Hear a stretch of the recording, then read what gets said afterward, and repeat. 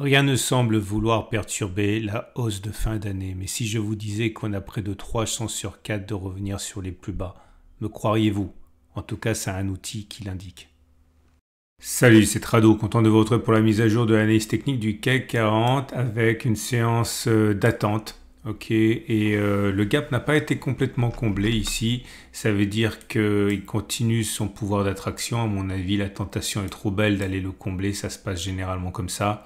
Lorsqu'il y a une attaque de gap, généralement, encore une fois, on le comble. Donc, c'est une raison en tant que telle pour moi pour envisager que l'on aille à un moment ou à un autre plus haut. Il demeure que c'est également une zone de résistance, 114, 64, 113, 70. C'est une zone qui ne devrait pas normalement être traversée comme si de rien n'était si on en juge les précédents échecs. Le chandelier du jour, effectivement, est la résultante de ces hésitations avec un doji qui est justement le chandelier japonais d'hésitation puisqu'on bataille toute la séance pour clôturer finalement comme on a ouvert. C'est le sens d'une bougie sans corps.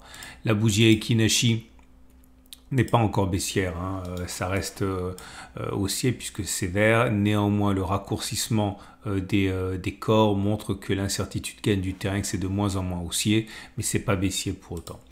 J'aimerais vous parler, évoquer avec vous les moyennes mobiles rapidement. La moyenne mobile à cette période est toujours très ascendante, donc la tendance immédiate est haussière, la tendance générale est également haussière, la tendance de fond est haussière puisqu'on est au-dessus de la M50 maintenant qui a décidé de monter, et la tendance de long terme aussi est haussière puisqu'on est au-dessus de la M200 qui monte. Bref, tout semble pour l'instant indiquer que la baisse ne soit pas à envisager de manière, on va dire, privilégiée, puisque, encore une fois, c'est une des rares certitudes statistiques au niveau de l'analyse technique. Une tendance a plus de chances de se perpétuer que de s'inverser.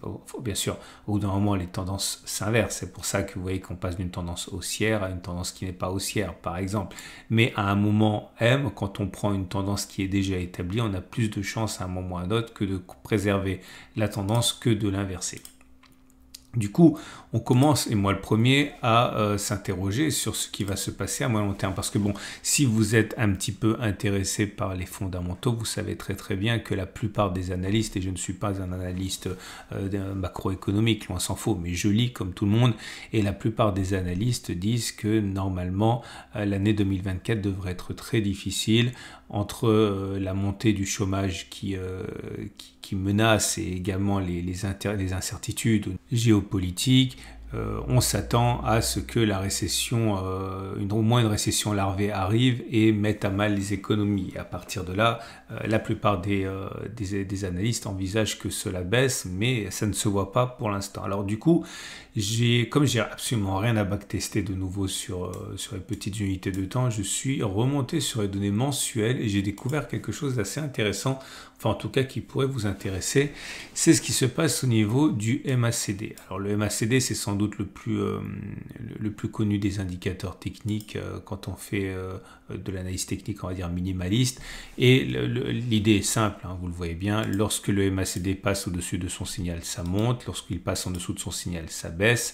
Lorsqu'il passe au-dessus de son signal, ça monte, etc. Et vous voyez que les cours derrière ont tendance, et c'est vrai de manière générale sur les grandes unités de temps, ça fonctionne beaucoup mieux que sur les petites unités de temps. Et plus vous avez des unités de temps qui sont longues, et plus vous avez tendance à avoir des choses qui statistiquement vont dans le même sens.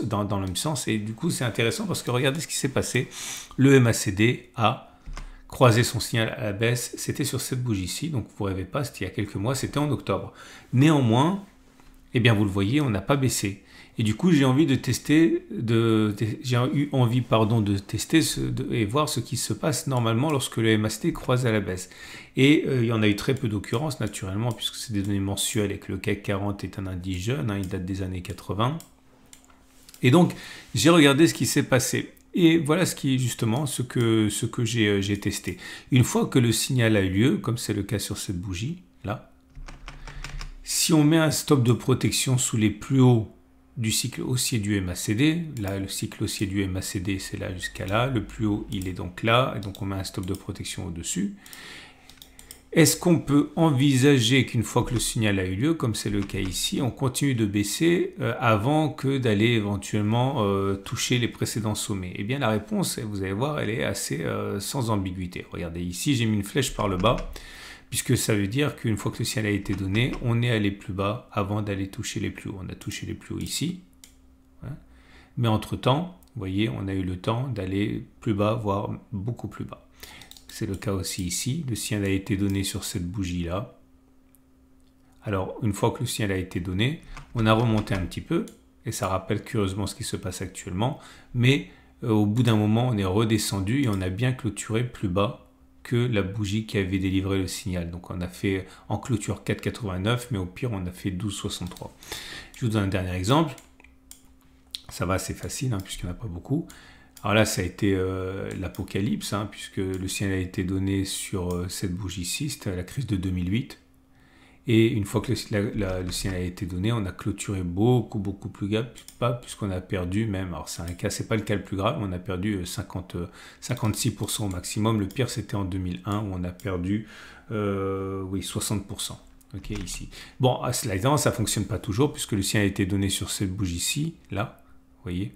Et une fois que le signal a été donné, ici, on n'est jamais allé plus bas. Au contraire, on est allé clôturer sur les précédents sommets. Donc, j'ai mis une flèche pour le haut pour dire qu'on est monté. Voilà.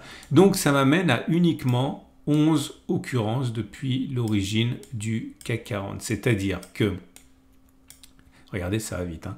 C'est-à-dire que ça n'a aucune légitimité statistique, hein. 11 occurrences, c'est trop maigre, mais en tout cas, ça vous montre déjà, ça vous donne une suspicion, on va dire.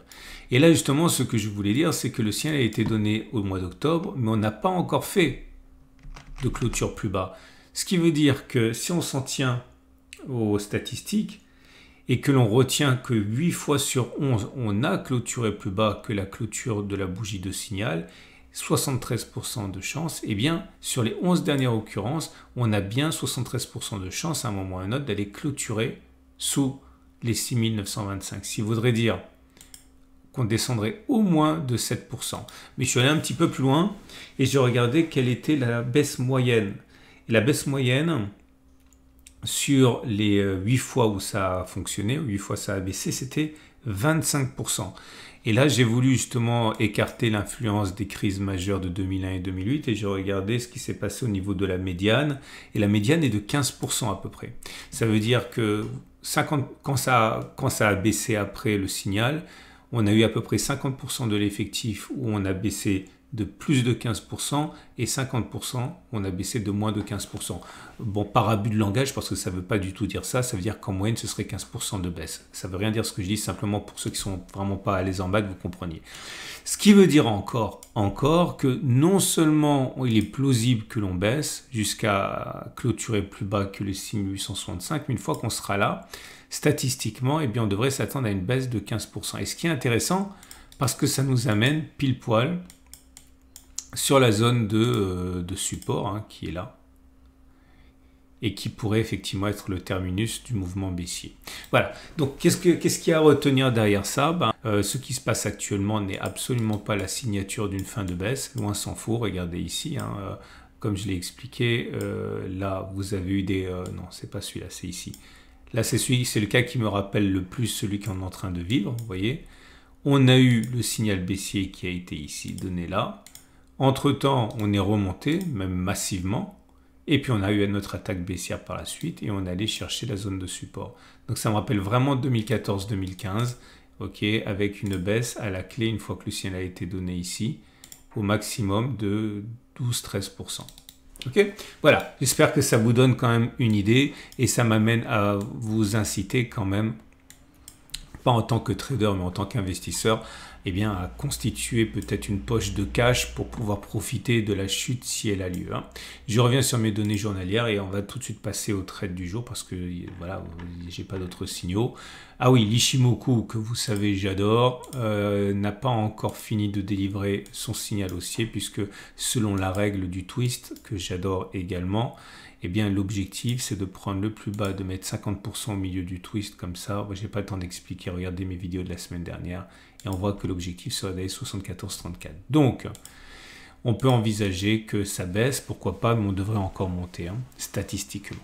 Et donc les trades du jour. Votre rendez-vous avec IG. IG, bien plus que du trading. Une équipe d'experts à vos côtés. Alors si vous êtes haussier, je pense qu'acheter maintenant c'est un peu dangereux parce que le ratio gain-risque il est délicat avec une résistance qui nous empêche de progresser déjà maintenant. Je serais davantage favorable à quelque chose de cette nature. Ok. Maintenant il faut savoir également qu'on a une petite zone ici. Je vais la faire figurer parce qu'elle risque de jouer un rôle bientôt. Je vais la faire figurer cette petite zone de support. Elle est là. Ok. Il n'y a pas de raison de l'ignorer. Et si vous avez un biais qui est haussier, vous pouvez éventuellement acheter dans cette zone-là. Ok, avec un stop de protection. Donc, si vous achetez par exemple ici, que vous visez un retour sur les plus hauts pour aller chercher l'objectif du twist, avec un stop de protection dessus, vous auriez un très bon ratio gain-risque de 3 points.